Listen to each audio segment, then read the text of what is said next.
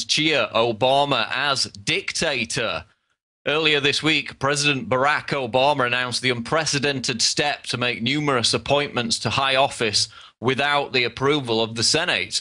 In particular, Obama's appointment of Richard Cordray to head the Consumer Financial Protection Bureau was a direct violation of Article 2, Section 2 of the U.S. Constitution, which states that such appointments cannot be made without Senate confirmation unless the Senate is in recess, which, of course, it isn't at the moment. Now, voices from across the political spectrum have denounced this unconstitutional move with vitriol. Ron Paul likened Obama to a dictator. Senator John McCain labeled it, quote, an absolute abuse of power. Congressman Dan Burton accused Obama of acting, quote, in direct dereliction of his oath to the American people to protect and defend the Constitution. But perhaps the most shocking aspect to this story is that when Obama told the crowd on Wednesday, quote, I refuse to take no for an answer, in acknowledging that he resorted to dictatorial actions to prevent the Senate from blocking the appointment, the audience responded by clapping and cheering. That's right, Americans clapping and cheering for the destruction of their own constitutional system. But that's just the tip of the iceberg. Check out this compilation of clips where the audience also whoops, hollers and applauds Obama for suggesting that he take on the role of dictator and bypass Congress altogether. That would have created this commission.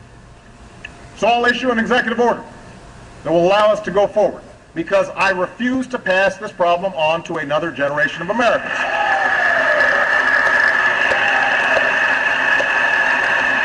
I know some here wish that I could just bypass Congress and change the law myself.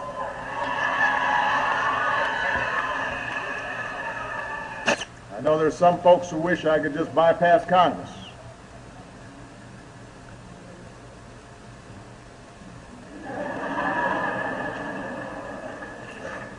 I can. Now, I know some people want me to bypass Congress and change the laws on my own. Believe me. And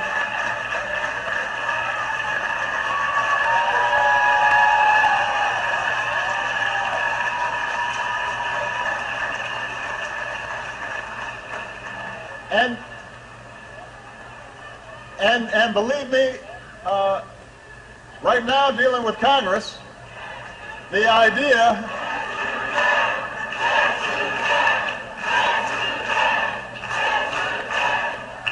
But believe me, the idea of doing things on my own is very tempting. So there you have it. Not only is the Obama administration flagrantly violating the Constitution and announcing it publicly, and of course Nancy Pelosi says she's, quote, proud and very glad about what Obama is doing with these appointments, but these Obamanoid cult followers are openly urging the president to assume dictator status. That's what the most frightening aspect about this whole controversy is. Now, moving on to our next story, Iran war games set to coincide with US-Israeli drill. Just days after the end of the previous round of war games, Iran has announced that it intends to launch a massive new naval exercise in the Strait of Hormuz, a key oil choke point, in a few weeks' time. Quote, the newly announced Iranian drills, codenamed the Great Prophet, may coincide with major naval exercises that Israel and the United States are planning to hold in the Persian Gulf in the near future, reports RIA Novosti, the Russian news outlet. So we're going to have three countries all engaged in war games within this congested geographical area. And this, of course, arrives after the US provocatively sailed the John C. Stennis warship through the Strait of Hormuz at the height of Iran's previous round of war games just about around a week ago, an incident that prompted Iran to fire off test missiles and warn the US ship not to re-enter the Persian Gulf. And of course, this is all ongoing amidst the EU's oil embargo threat and the financial attack on Iran's economy, which has already devalued their currency by 10%. Now, on the face of it, the threat of something going awry amidst two major overlapping war games is, of course, a distinct possibility. But let's not forget the aftermath of the last major naval confrontation between the United States and Iran in that very region. Of course, it occurred 4 years ago in January 2008 when the US announced it had been, quote, moments away from firing on an Iranian patrol boat that had allegedly threatened to attack a US warship in the Strait of Hormuz. And the tape of the threat, of course, later turned out to be dubious. The New York Times reported that the broadcast did not come from the Iranian ship.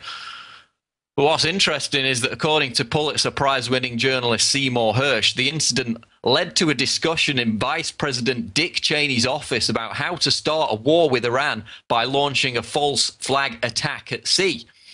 The January Strait of Hormuz incident taught Cheney and other administration officials, quote, if you get the right incident, the American public will support it, Hersh said. Quote, there are a dozen ideas proffered about how to trigger a war.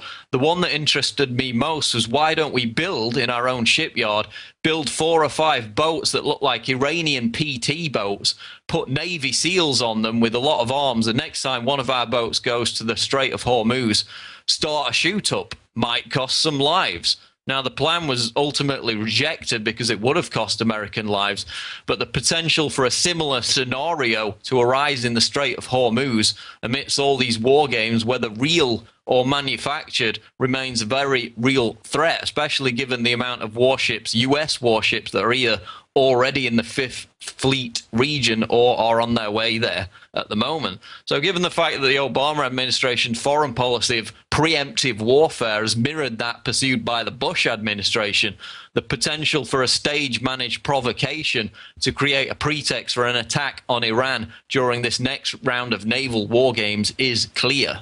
Moving on to economic news now. Media celebrates bogus job numbers. Now, we've had new jobs figures out today that were celebrated by the mainstream media as a sign of the recovering US economy.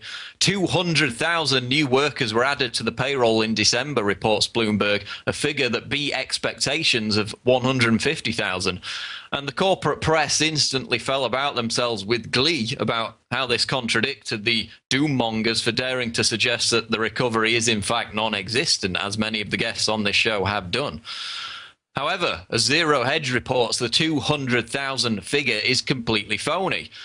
Quote, enamored with the 200,000 number? Don't be. The reason why the market was basically yawned at the BLS data is the fact that Morgan Stanley's David Greenlaw reports 42,000 of the 200,000 figure is basically a seasonal quirk, which will be given back next month, meaning that the true adjusted number is 158,000, essentially right on top of the expectation. From David Greenlaw, quote, some of the strength in this report should be discounted because of a seasonal quirk in the courier category of payrolls, e.g. FedEx, UPS.